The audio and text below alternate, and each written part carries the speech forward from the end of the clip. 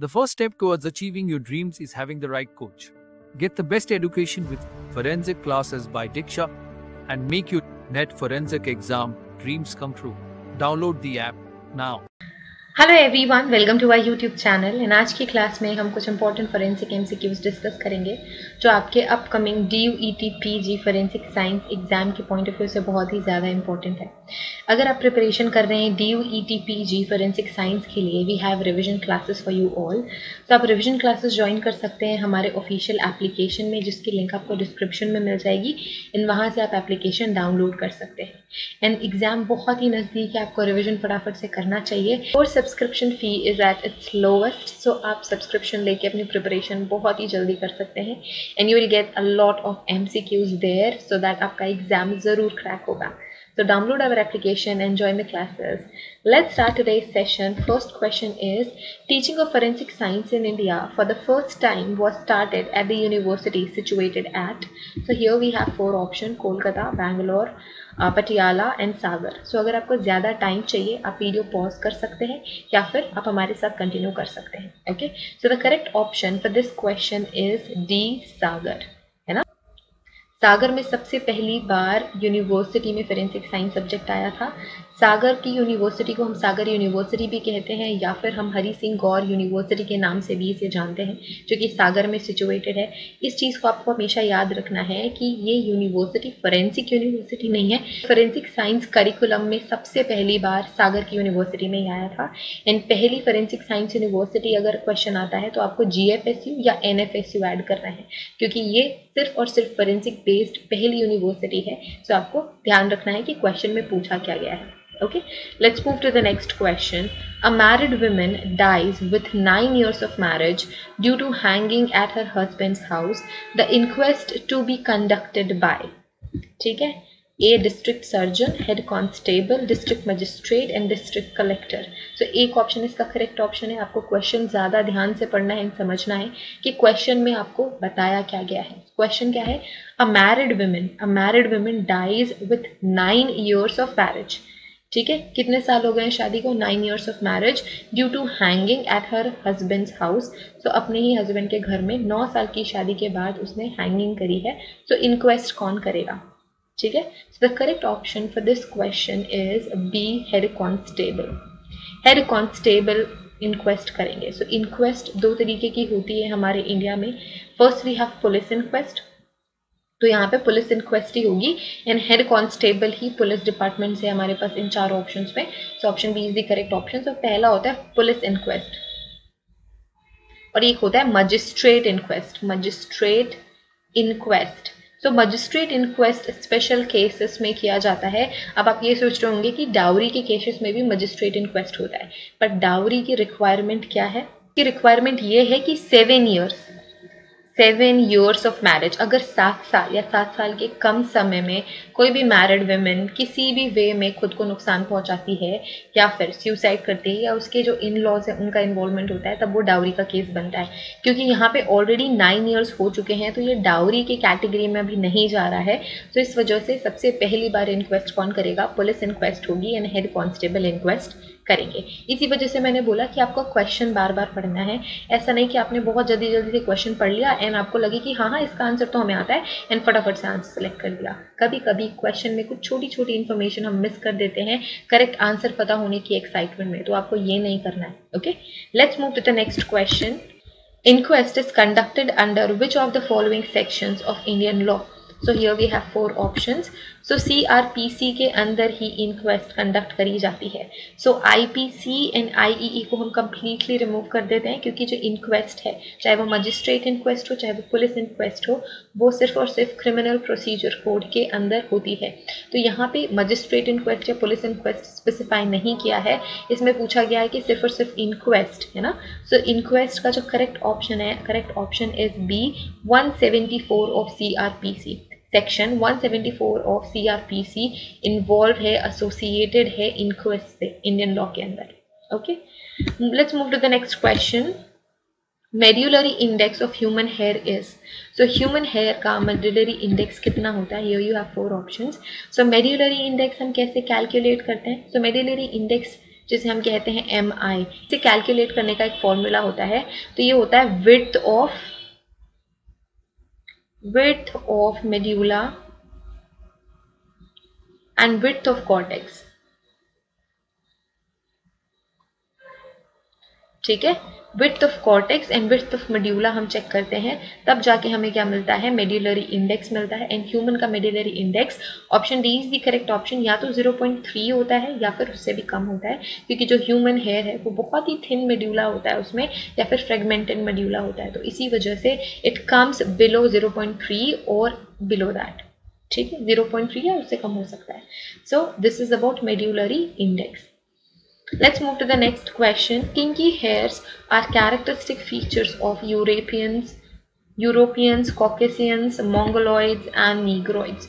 जो kinky hair characteristic feature है, it is of, option D is the correct option, Negroids.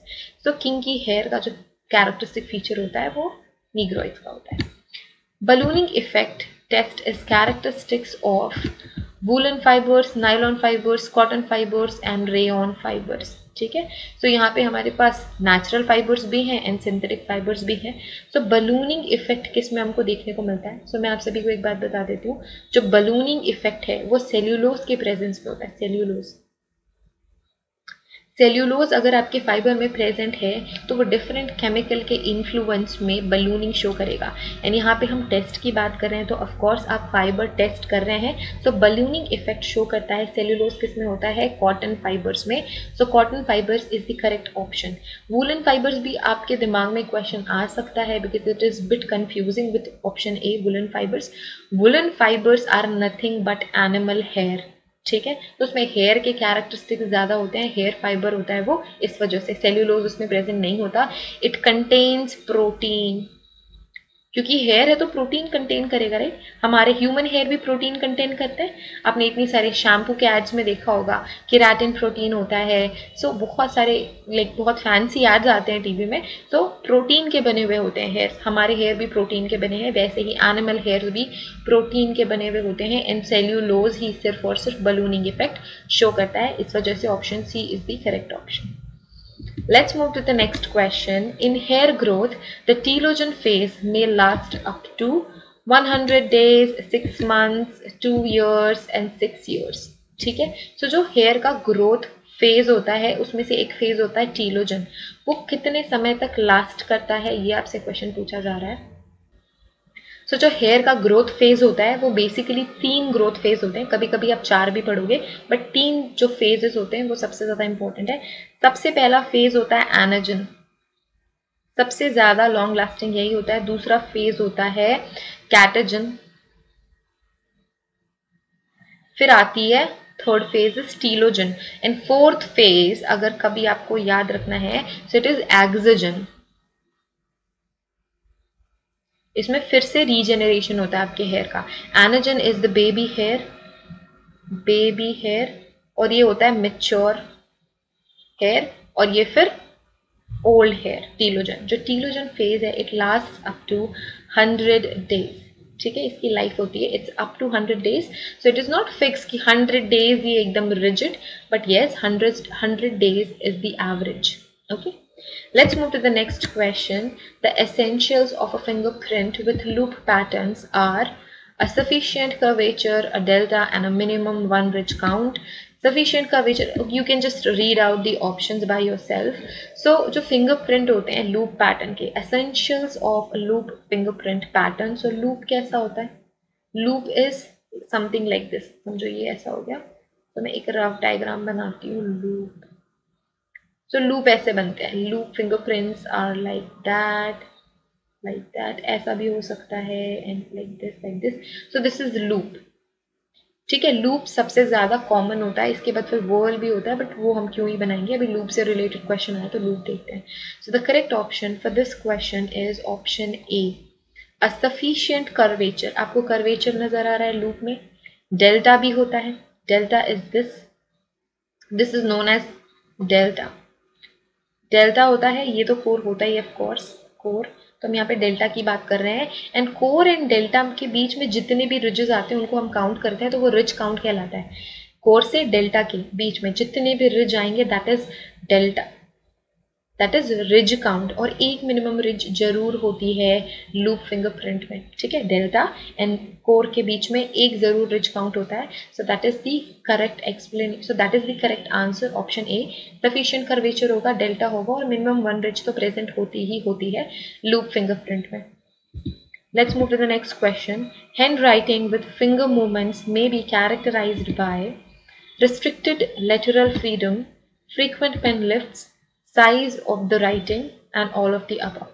So finger movement, जब आप hand writing के बारे में पढ़ते हो, we have different movement.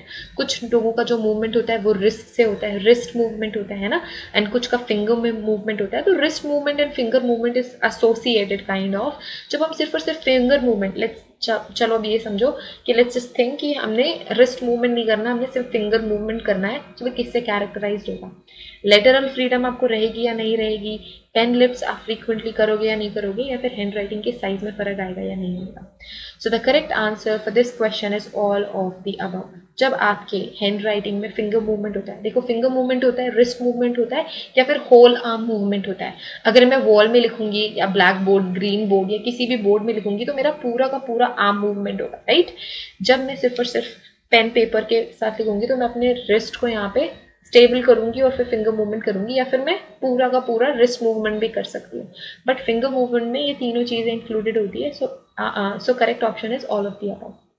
Ambidextrous writer is a writer who can write with equal ease and skill with blank, right hand only, left hand only, both of the hands, and holding pen in mouth. So correct option for this question is both of the hands. I think ये बहुत ही ज़्यादा general question है, आप सभी को इस बारे में पता होगा। So आप याद करो, एक मूवी थी 3 Idiots, जिसमें जो वायरस था वो दोनों हाथों से लिखा करता था, है ना। सो इसको हम बोल सकते हैं एम्बीडेक्स्ट्रस, वो लोग जो दोनों ही हाथों से इक्वली ईज से लिख सकते हैं। जब कभी आप जो राइट हैंड पर्सन है, अगर आप उनको लेफ्ट हैंड से लिखने को बोलो तो it is really very difficult, ease नहीं होता ना। सो वैसे ही जो लेफ्ट हैंडेड लोग होते हैं, उनको अगर आप राइट हैंड से लिखने को बोलोगे तो वो ईज फील नहीं करते। बट कुछ लोग ऐसे होते हैं जो दोनों ही हाथों से ईजिली लिख सकते हैं, उन्हें हम कहते हैं ambidextrous. That's it for today everyone. I hope this video is helpful. This explanation is helpful to you all.